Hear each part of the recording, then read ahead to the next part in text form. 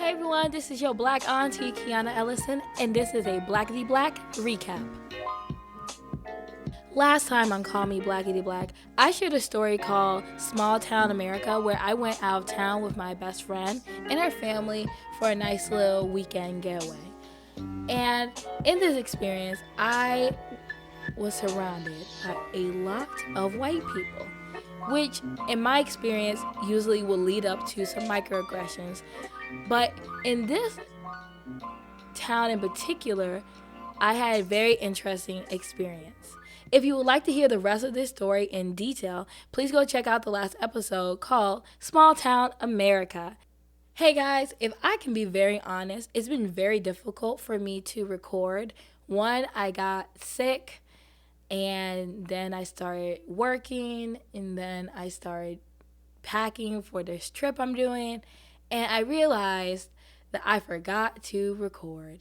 And then when I remembered, I realized I didn't either have energy or time to.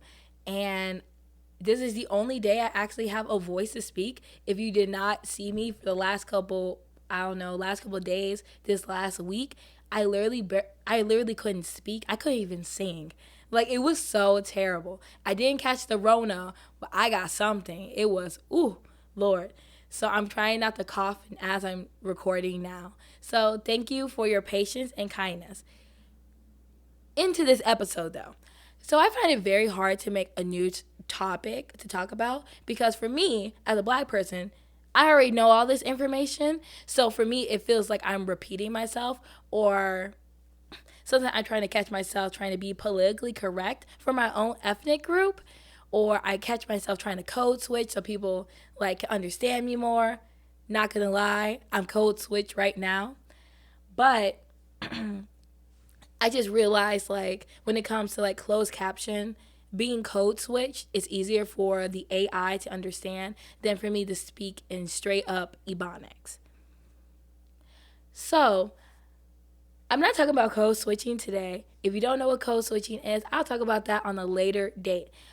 Because I've realized I've been using words that seem like understandable, or terms that seem understandable to me because I'm black, and other black people know what I'm talking about. But I realized I've not done the best job in explaining these little small phrases or things of that nature.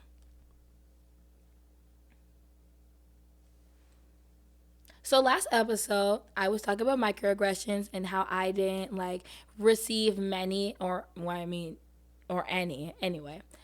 When I went to this small town America, I was giving examples of how not to be microaggressive in the beginning of the episode. Well, after I posted that episode and people are like receiving it and listening to it and woo woo, on Instagram or on YouTube, it's one of those two platforms, I had someone respond. It was Susan. Say hi to Susan, everybody. Hey, what's up, Susan? Anyway, it was Susan. She asked, well, it was more of a statement. She said, I didn't know the term exotic was like inappropriate to say. And I never thought about like people not knowing that terms like oriental to people of Asian descent or exotic to everyone who's not white was like not okay. Like for me, I always, when I hear the word exotic, I think of, and it's towards people, I just kind of cringe for myself. But Susan, she's white, so when she thinks of exotic, she thinks of all these good, cool things. When I think of exotic towards people, I think of all these bad things. And I realize some people actually don't know not to call people exotic.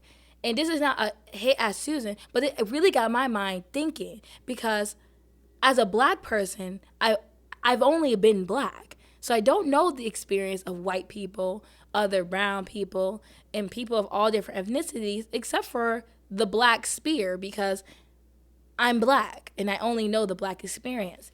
But because I'm black, it feels like my experience always is melted in with someone else's. And I'm on the receiving end and they're on the giving. And I'll go into more detail. And I'm going to give a story on why exotic it ain't appropriate. It's just not cool. But before I actually go into this story, let me tell you what Oxford's Google has to say for the word exotic. And this is why I can never take it as a compliment, especially from people who look different than me. So let's look at the first definition. The first definition that you'll find on Google if you type in exotic is originating in or characteristics of a distant foreign country. 2, attractive or striking because of colorful or out of the ordinary. And 3, of a kind not used for ordinary purposes or not ordinarily encountered. The nouns are exotic. An example, an exotic animal or plant. The Greek word for exo, meaning outside, and then extends it to foreign. Like, I can't pronounce it in Greek. You can go Google it on Google because it just means, pretty much exotic just means foreign. And when you have white people calling you exotic in your own country, it's just like, huh? So I'm going to go on the story, but that was just my little educational portion of everyone who wants to argue with me. If there are people who want to argue on why you shouldn't call people exotic and you think it's a compliment, but you don't want to listen, go to Google and Google it. I'm not arguing with people. It's the definition of the word. It's just a definition. It is what it is. We can't change words. Now, this is no hit to anyone who thought this previously, who really honestly believed that when they were calling people exotic, they were being, like, the heart's in the right place. You know what I mean? The heart's in the right place. But if someone corrects you and lets you know, hey, you can't call people that, and you get defensive, counseling is usually included within people's insurance plans. So I would really, really advise you to go get counseling or talk to a friend because you have a deep-rooted issue with pride and you can't accept that you might be wrong. So let me go into this story. Now, anyone who has ever had colorful hair knows. They know the look, the stares, the gawk, the gall that people are doing when you have colorful hair. Now, if you are black, you know that is amplified times 4 to infinity. Now, anytime I've had outrageously colorful hair, like super unnatural, like a fire truck red or half blue and half red, ice blonde, whatever it may have been, I'm getting looks no matter how I style it, no matter how I do it. Sometimes I get good looks and compliments, and sometimes I just get those eyeless stares. It's like their eyes go dead and they're just staring at me. Happened to me today, but I'm not gonna go into detail. Anyway, so another story with me with purple hair, but this time I was at church. Hey, shout out to church. Amen. I love church. Don't get me wrong. But every church has individuals in it, and individuals make up the church, and that's okay. But this time I was at church, and there's this lady, and she always makes these passing comments towards me that are microaggressive. And in her defense, I can truly tell she does not know. She doesn't know what she's talking about when it comes to me. She knows she's trying to compliment me. But they're always kind of pretending me being black. Let me go into detail. So I have these long purple box braids. We know. Y'all heard me talk about it before when I went to the gym. If you didn't, go check out that episode. But anyway, I got my long purple box braids not too long ago.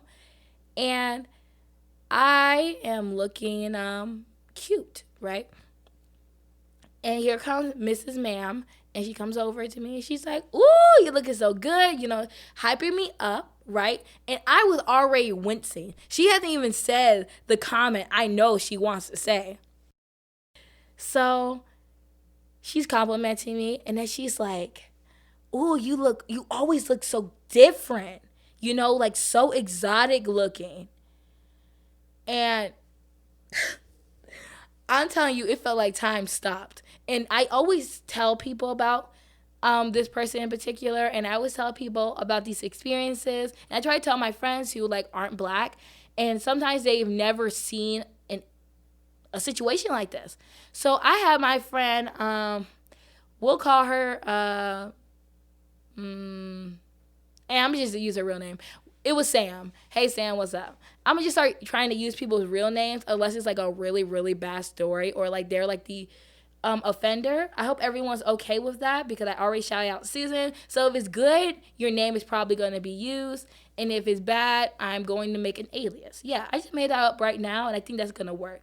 Back to the story. I'm sorry for the sidetrack, but we all here for it, right? So, Sam, she is white and Latina, and she's never like seen a situation like this. And I always tell her about it, and she's like, really, really, really, really. And I've told her about Mrs. Ma'am, who always gives me the microaggressions, and she said, "Wow, for real?" And I'm like, "Yes." So she just calls me exotic, the Mrs. Ma'am. She calls me exotic, and I look so different. And Sam is sitting there like in awe. Like Sam can't really control her facial expression, so she's just literally there awkwardly smiling. And I just like was sitting there like so silent. I'm looking at her to let her know that I was uncomfortable, Sam was uncomfortable, and that she should also be uncomfortable. So it was silent for like 7 seconds. You know, that awkward, very long silence. And then I changed the topic. And for reference, for everyone who may be curious, who don't go to my church, the church I attend is like a melting pot of people. Not even a melting pot. Jane Elliott, she said a salad. Like, we in America should be aiming to be like a salad where you can see the green peppers, the lettuce, the tomatoes, and all that. Honestly, the church I attend, I would say it's more like a salad bowl where you can see all of the different cultures, mix in, yet no one is like forced to conform by force, if I can say. Anyway, I can go into more detail, but honestly, this is just for the sake of a visual. So at my church, I am one of few black people, yet I am one of many people of color. Like, it's just a very colorful church. You got every single piece of any ethnicity you can think of, yet when it comes to African Americans, we're very few in between, and that's just how it is. So I'm one of the few black people at this church. So when you tell me that I look different, it's like a no, duh, I look different. I'm black. Like, I don't look Filipino. Like, I don't look Latinx. I don't look white. I don't look like the majority of the cultures at this church. So obviously I look exotic. You know what I mean? And yeah, if you kind of went, oh, yeah, that kind of sounds bad now. Cause it does. It should. Because it is. And that is like the echoance of my life. I'm not sure if echoance is a word. I'll Google it later, but I'm not changing it now. But it's been like the echoance of my life, like being called exotic or different, or, you just like, I don't know, I just never seen anybody like you before. Sometimes people say anything and when they are not really thinking of what they're saying. And it can be very like, I don't know, disheartening to be like the odd person out when you're around other humans. Like, it just makes you feel like you're some like alien and you're from some foreign world and everyone's asking you questions, and it's just very uncomfortable to be exotic when you're just a human, just like everyone else around you.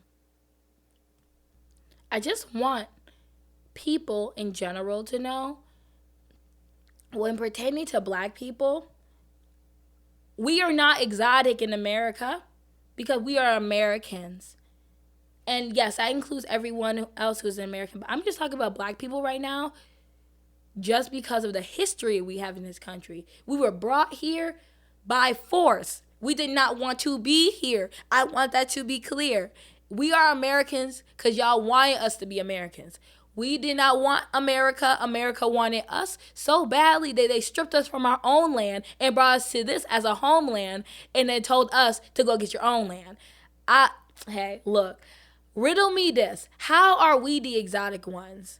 When this is our home. Like, how are we foreign? Like, there's nothing foreign about black people. Out of all the ethnicities in this country, we're just as American as any other white person. We have the exact same history when it comes to being on this land. We've been here. We've been here, by force. And now we, generation later, are foreign. We're alienated in a land that we did not want. Excuse me if I get a little rambunctious because it just don't make no sense to me. Black people? Come on now. We are not exotic. We are native to this land at this point. Not indigenous, but we're definitely almost native to this land at this point. And it's just we are just as American as anyone else in this land. So to call anyone exotic in America is just, child, you can't call humans exotic. I can go on a whole tangent. It's just a moral type of situation and a word thing. There's other things you can call people to be complimentary, to be complimenting, you know? Why is the first thing that someone thinks about when they look at a brown person is you look so exotic instead of you look so beautiful, you look so handsome, I love what you did with your outfit. You know what? The way you speak is literally like poetry. No, you said exotic. Out of all the words, out of the English language or languages outside of the English frame, you chose exotic. Think about that. I want that to resonate with everyone who's listening. If anyone who is listening, in earshot, you chose to tell someone as a compliment that they look different. Let's just use the definition. They look different versus they look good. They look beautiful. They look great. They look, insert any other word. But you chose different. You chose a word that literally means foreign. Literally means foreign. Mean from somewhere else. Did you ask them where they're from? Did you ask them, things about them? But, come on. You didn't even go skin deep.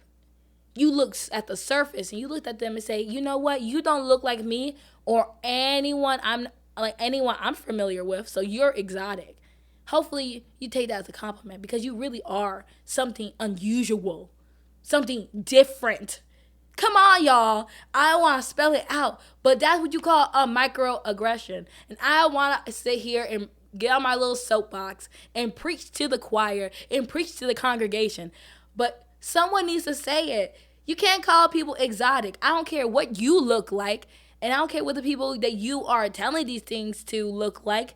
You won't call anybody that. We are all just human. There's nothing about a person that is exotic. We all have the same functionings to live. Some of us might have a little less and some of us might have a little more. But at the end of the day, the base level is human. You could tell human from human. It's not like this species and species thing. We're not dogs and cats now. We are human and human. We need to treat people like that, especially with our words, and especially to black people, because I'm black and I've been receiving exotic for the days of my life. Days I will never get back. Hours and minutes I will never get back. And people think they are enlightening me by calling me exotic, calling other black people exotic, when in reality, we're just people. So there's nothing exotic about us in our physical. Maybe you could say my clothes, but not my face, not my skin, not my hair, not my eyes. That makes me human. Don't do that to a black person. Don't do that to me. Cause I'm gonna call you out and I'm gonna tell you to listen to this episode. And I'm gonna call you out again in the next one. So please don't do it to me unless you wanna catch yourself on my podcast. I would like everyone to know that there is grace within it for black people, because I can't speak for anyone else. So if you have a testimony, please share it with me so I can share it with y'all. I don't want to put other cultures' words in their mouth, so I would just speak for black people. For the most part, we are very gracious when it comes to people slipping up with racial things and microaggressive things. One, because sometimes people don't know that they're being like microaggressive to, like someone's being microaggressive towards them. And secondly, we understand like this is embedded into multiple cultures. Like people are raised to fear and hate and belittle us. So we understand those who are trying. Like if you made a little hiccup, this is your first offense. I'm not going to like put you on the cross, hang you upside down and stab you like vertically. No one's going to do that. It's grace in it. It's all about your heart. Is your heart in the right place? If I tell you that, hey, I don't want you to call me sis. I don't want you to call me exotic. I don't want you to call me like whatever name, or certain jokes. And you take it with a grain of salt and say, you know what? You have a great point. I'm going to try my best not to do that. And you don't hit me with the, well, that I think it's a compliment. I think it's not okay. I don't think that's an insult. I don't think it means you're different.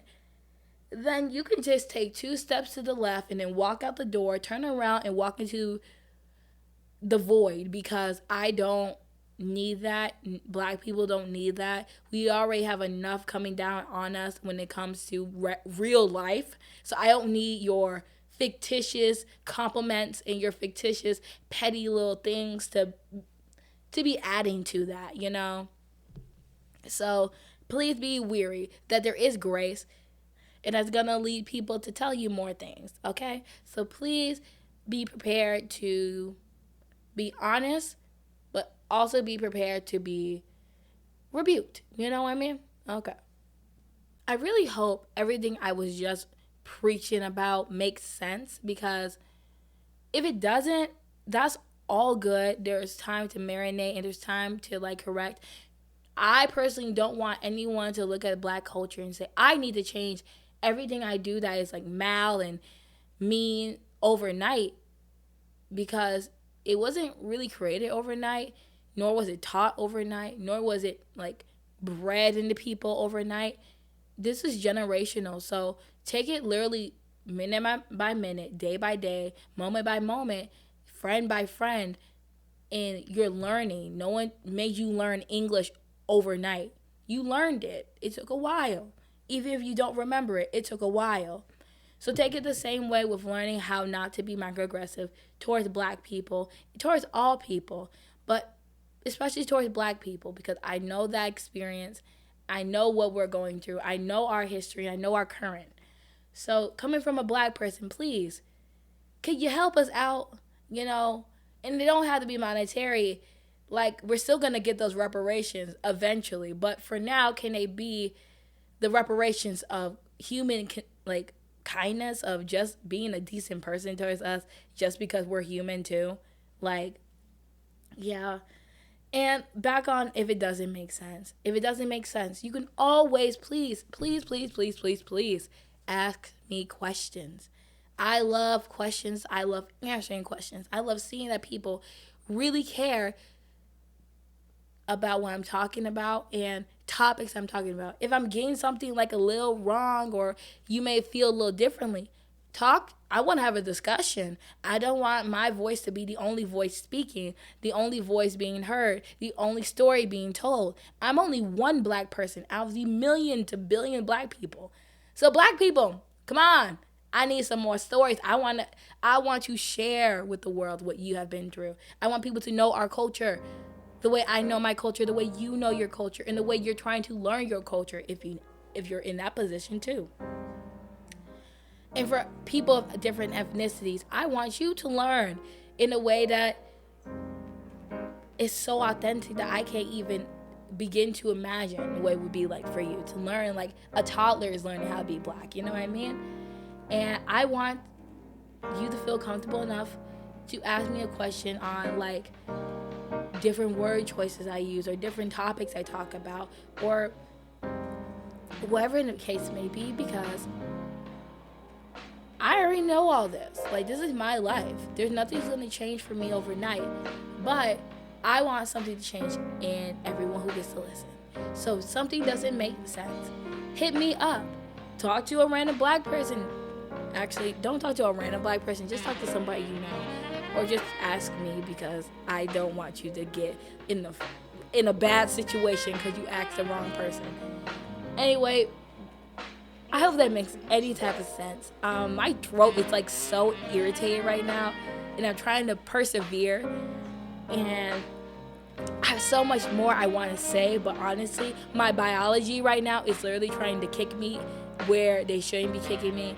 So I'm going to say thank you to everyone who has been trying to be less microaggressive, and let's work towards a compliment that is less offensive.